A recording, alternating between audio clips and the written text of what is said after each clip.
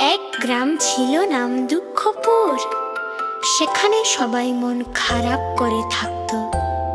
কেউ হাসতো না, কেউ গান গাইতো না। জীবন ছিল খুব নিরানন্দ। একদিন গ্রামে এলো এক বৃদ্ধা। তার ঝুড়িতে ছিল গল্প আর হাসির গুরুয়াস। সে শিশুদের ডেকে বলল, চলো গল্প শুনি।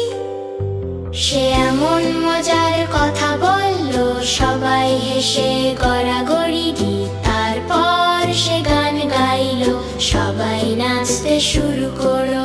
লাল লাল লাল লাল লাল লাল লাল লাল লাল লাল লাল লাল লাল লাল লাল।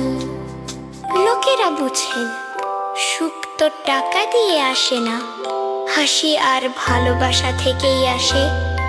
সেদিন থেকে গ্রামটির নাম হলো সুখপুর।